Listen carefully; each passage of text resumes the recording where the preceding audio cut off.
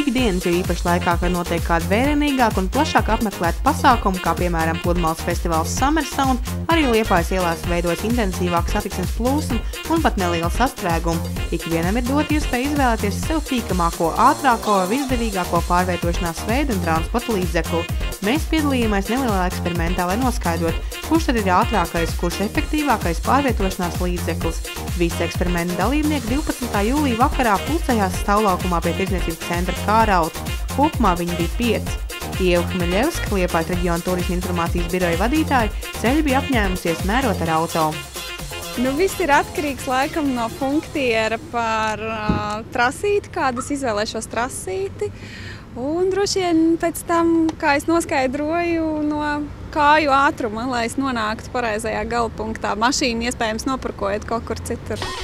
Ar kājām ceļu no Kārauta uz Zinteru Bowlingam, izmantojot sabiedrisko transportu, bija apņēmies mērot Liepājas domas priekšsēdētāja vietnieks Jurijs Hadarovičs. Ja centrā man ir vairākas lietas, tad es atstāju mašīnu kaut kur vienā vietā un, protams, es pārvietojos kājām. Tas ir daudz ātrāk, arī, teiksim, tas pārsvarā tas galvenais ir laika ietaupības ziņā. Es domāju, ka pirmais būs motobraucējs, otrais varētu būt tas, kas ar riteņu brauks, trešā vieta ar mašīnu, un visdrīzāk man ilgāk laiks būs, aizies, bet man arī būs zināmas priekšrocības. Pazīstamais motosportists, protams, eksperimentā piedalījās ar savu sporta motociklu un jau sākotnēji bija pārliecināts, ka būs ātrākais. Motobraucējiem jau tas vien ir jau asinīs, ka jāuzvar. Bet būs interesanti pastīties arī no malas, kā automašīna un veloritenis, kā tas viss kopā tur būs, jo satiksme šobrīd pilsētā ir tik aizpildīta, ka, man liekas, vispār nekad, tā kā tas viss būs ļoti interesanti, domāju. Izmantojot savu elektrovelosipēdu, sacensībās piedalījās arī Arts Daugins.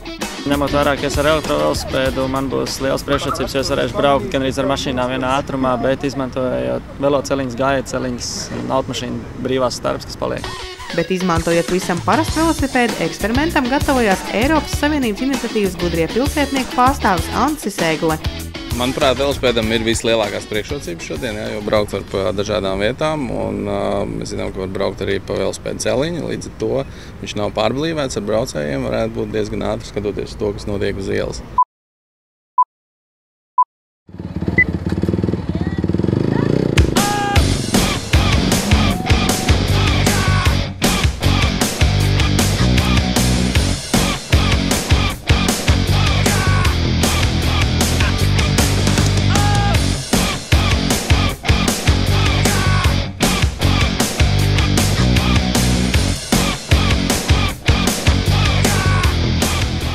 Un tā starts ir dots, un visi 5 eksperimentu dalībnieki dodas trasē, kurš visātrāk ievērojot visas satiksmes noteikumus nokļūst līdz Jūrmales parkam, finišs pie Zinteru Bowling. Jurijs Hadarovičs raitā solī dodas uz tuvāko autobusu pieturu, lai izmantojot sabiedrisko transportu nokļūtu galamērķī. Ļoti labs laiks, saulīte.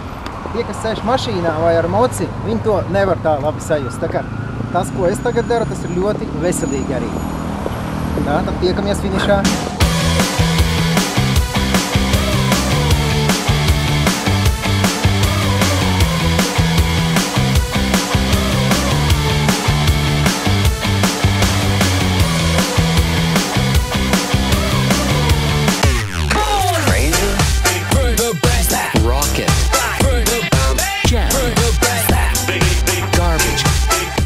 Velosipēdis arī dodas uz mērķi, izmantojot Liepājas plašās velo infrastruktūras iespējas.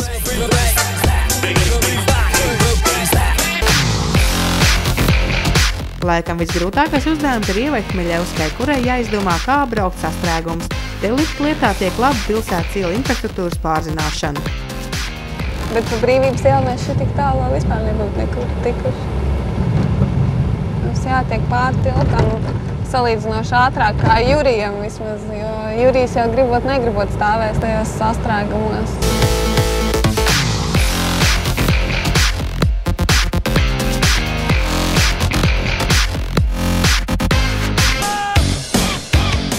Un visbeidzot Lauris Freibergs. Pārvietoties var ātri apbraucot sastrēgumus. Vienīgais mīnus - ar sporta motociklu grūti iekļauties satiksmes noteikumos noteiktajos ātruma ierobežojumos.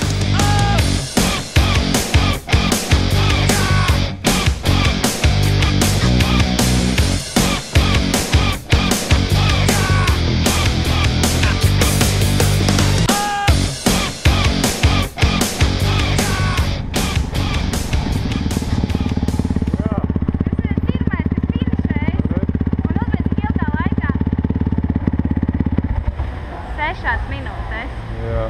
Vienkārši negaidījām jūs tik ātri šeit. Kā jau varēja gaidīt, Lauris Freibergs pirmais sasniedz finišu un ceļu posmu no Brīvības ielas 164 līdz Dzintara bowlinga zālē Peldielā 66, veicot maršrutu 6 minūtēs. Un noteikums ievēroja, pie visiem luksusforiem pat spēja apstāties. Protams, tur, kur bija lielākie, tā teikt, sastrēgumi krustojumos, tur veikali lēnām pa vidu izbrauc mašinām. Un, labi, varbūt brīvajās taisnēs bija mazliet ātrāk kā atļauts, varbūt. Otrais finišs sasniedz uzņēmumu Bluešak Bike pārstāvs Artis Daugens ar elektrovelosipēdu, kurš ceļā pavadīja 12 minūtes.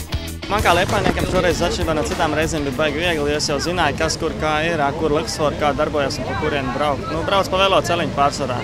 Tā arī taisnības tajā nerebrauc pa veloceliņu.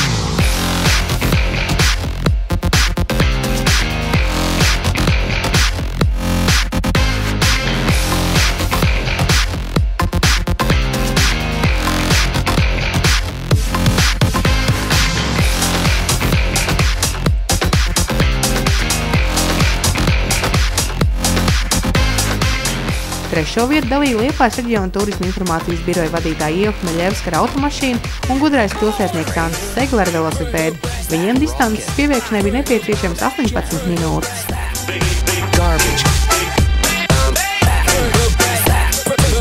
Centos apbraukt sastrēgumus. Apbraucot sastrēgumus, trāpījāmies uz dzelzceļa pārbrauktu, kur bija cieta, jo vilciens gāja, bet, jā, ja es nebūtu pārmījis pāris vārdus ar policistiem, es domāju, ka es būtu apsteigusi Antis. Un mēs atstājām mašīnu kvartālu no šejienes un nācām kājām.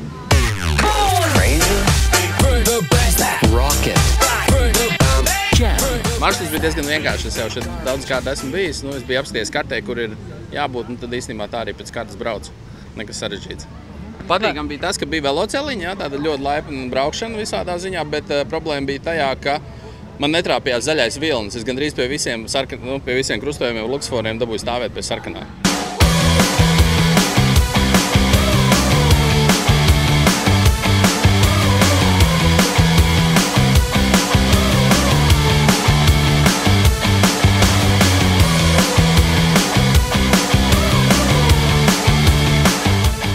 Visnepateicīgākais pārvietošanās līdzeklis īsā maršruta veikšanai izrādījās sabiedriskais transports, jo Liepājas domas priekšsēdētāja vietniekam Jurijam Hadarovičam pieturā nācās vairākas minūtes gaidīt autobusu un pēc tam palielu distanci veikt vislēnākajā veidā – ar kājām. Ar to arī izskaidrojums ceļā pavadītās 29 minūtes. Tomēr nenoliedzam, tas ir drošākais un visiem pieejamākais pārvietošanās veids. Nav pirmā reize, kad es braucu ar autobusu. Visa bērnība un jaunatnes gadi. Katru dienu es 3-4 km gāju kājām, un pēc tam, lai tiktu braukt ar autobusu uz treniņiem un atpakaļ uz skolu un atpakaļ. Tagad, ko es secināju, ka no Karautas līdz bowlingam es nonācu 30 minūšu laikā. Ieva Hmeļevska, kas brauca ar automašīnu, viņa tika pa 20 minūšu laikā. Tā kā starpība ir ļoti, ļoti minimāla. Bet kādas bija man priekšrocības? Pirmkārt, brauciena laikā es mierīgi varēju uzrakstīt SMS, parunāt pa telefonu, internetā iegāja, palasīja ziņas. Braucot ar mašīnu, piemēram, to nevar izdarīt vai ar motociklu. Tā kā arī bija gabaliņš neliels, kas man bija jāiet kājām. Tas arī veselībai ir ļoti labi. Eksperiments ir noslēdzies, protams, katram transporta līdzeklim ir savas priekšrocības un arī savu trūkumu, bet Eiropas komisijas iniciatīva Pārvietojies gudri paredz elastīgi dažādu transporta līdzekļu un pārvietošanās veidu kombinēšanu. Tas vienlaikus risina vairākas Eiropas Savienības iedzīvotājiem aktuālas problēmas. Tiek samazināts satiksmes sastrēgumi, mazināts atmosfēras sasildošo izplūdes gāzu apjoms un uzlabots Eiropiešu veselības stāvoklis. Un ja par Liepāju, tad plašais veloceliņu tīkls visā pilsētā tā vien mudina izvēlēties veselīgu un vidēji draudzīgu transporta līdzekli kā velosipēds. Un kā parādīja eksperiments, tas ir arī ātrāk nekā ceļu mērot ar kājām un izmantojot sabiedrisko transportu. Baudīsim vasaru! Pasākums ir veiksmīgi noslēdzies. Visi, kas piedalījās, visi apliecināja to, ka ir patiešām gudri pilsētnieki un kombinē dažādas pārvietošanās veidus, un uz to mēs arī aicinām nākotnē. Tātad pamēģināt to, kas nav pamēģināts, un vienmēr padomāt atkarībā no situācijas pilsētā, laikapstākļiem, kas ir labākais, lai tiktu no punkta A uz punktu B un C un D un visu kaut kur citur.